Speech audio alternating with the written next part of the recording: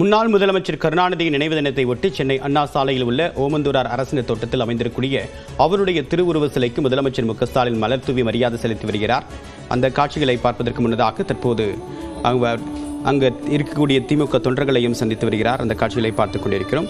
ஓமந்தூரார் அரசினர் தோட்டத்தில் உள்ள கருணாநிதி சிலைக்கு இன்னும் சற்று நேரத்தில் மலர் தூவி முதலமைச்சர் மு.க.ஸ்டாலின் அஞ்சலி செலுத்த இருக்கிறார். முதலமைச்சர் மு.க.ஸ்டாலின் நினைவு தினத்தை ஒட்டி இன்று அவருடைய நினைவிடத்தில் மரியாதை செலுத்த எதுவாக பல்வேறு ஏற்பாடுகள் செய்யப்பட்டிருக்கின்றன. அந்த காட்சிகளை தற்போது நேரலையில் பார்த்துக் கொண்டிருக்கிறோம்.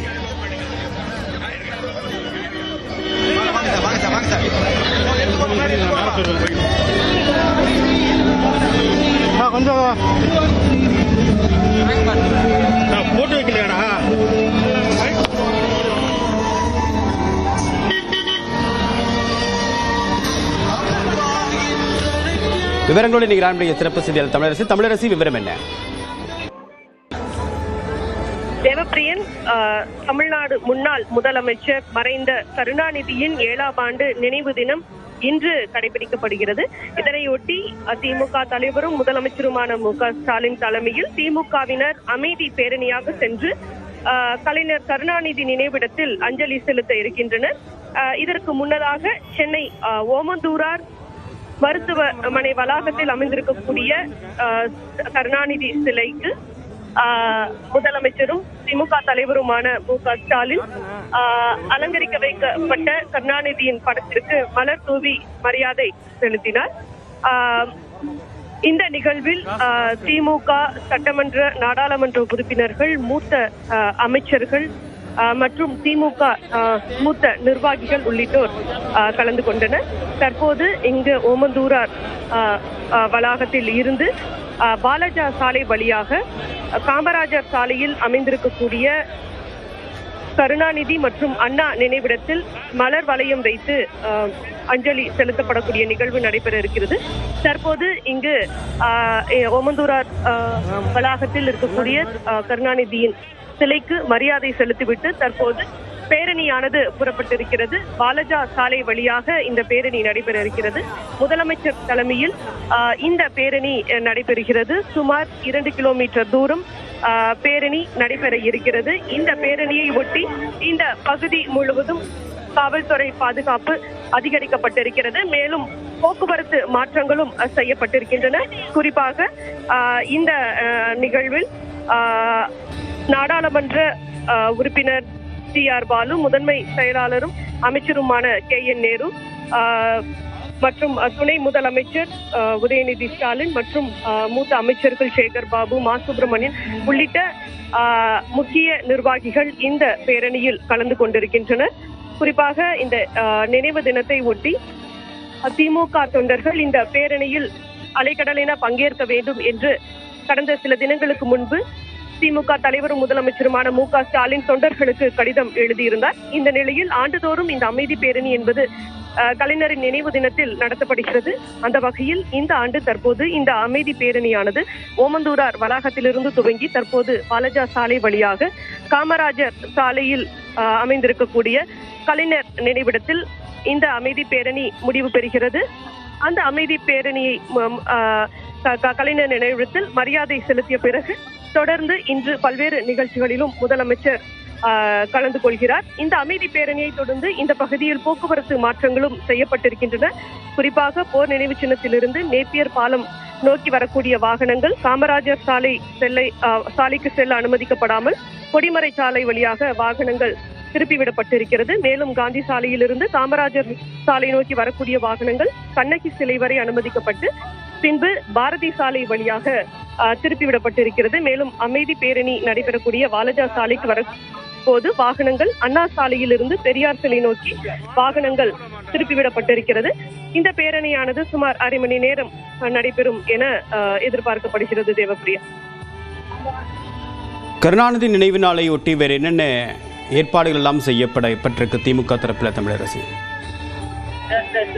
தேவப்பிரியன், ஆண்டுதோறும் கருணாநிதியின் நினைவு நாளில் அமைதி பேரணி நடத்தப்படுகிறது.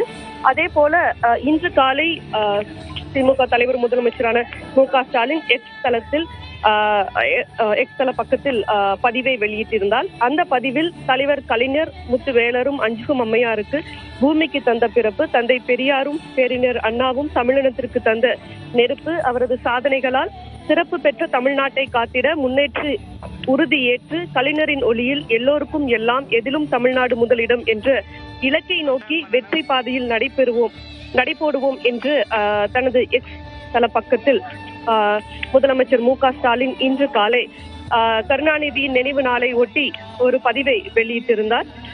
அதே போல கடந்த சில நாட்களுக்கு முன்பாக தொண்டர்களுக்கு எழுதிய கடிதத்தில் பேரணியில் அனைவரும் பங்கேற்க வேண்டும், அதே போல அந்தந்த மாவட்டங்களிலும் திமுக நிர்வாகிகள் தொண்டர்கள் நினைவு நாள் நிகழ்ச்சிகளை நடத்த வேண்டும், அவரது சிலைக்கும் கருணாநிதியின் சிலைக்கும் படங்களுக்கும் மரியாதை செலுத்தும் நிகழ்வுகளில் பங்கேற்க வேண்டும் என்று அவர் தனது கடிதத்தில் குறிப்பிட்டிருந்தார்.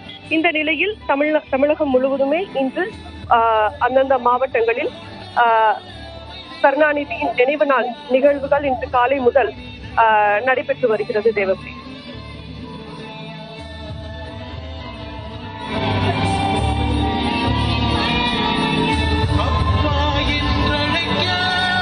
இந்த போக்குவரத்து மாற்றம் எவ்வளவு நேரம் வரைக்கும் நீடிக்க வாய்ப்பு இருக்கு? பேரணி எவ்வளவு தொலைவு திட்டமிடப்பட்டிருக்கு?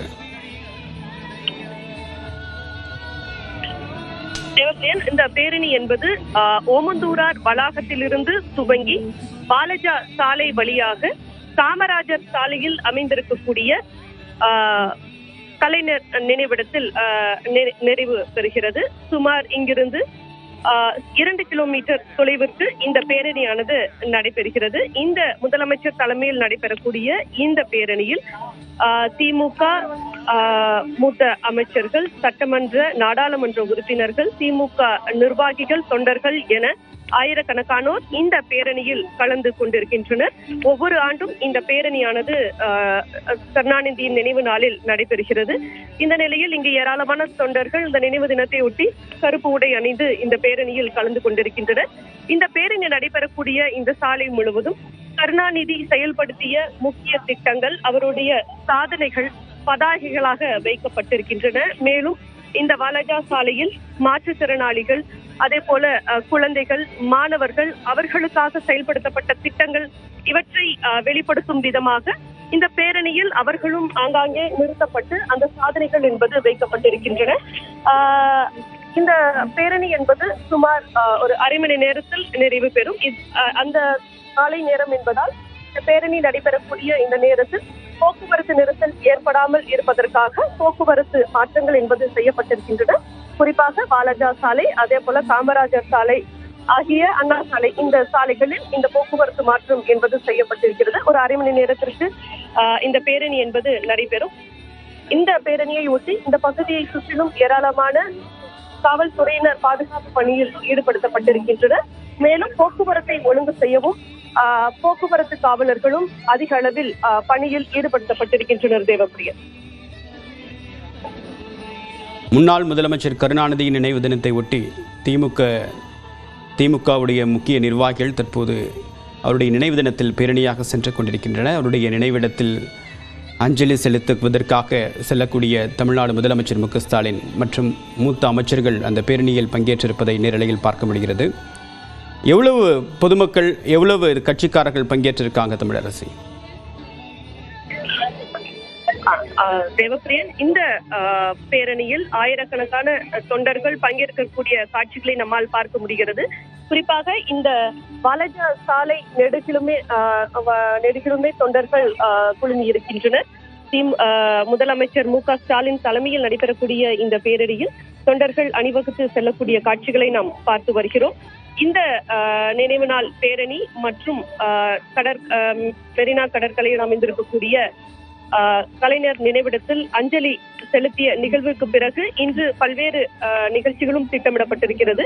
குறிப்பாக அமைதி பேரணியை முடித்த பிறகு அண்ணா அறிவாலயத்தில் திமுக இளைஞரணி சார்பில் நடைபெற இருக்கக்கூடிய புத்தக வெளியீட்டு விழாவில் முதலமைச்சர் மு.க.ஸ்டாலின் கலந்து கொள்ள இருக்கிறார்.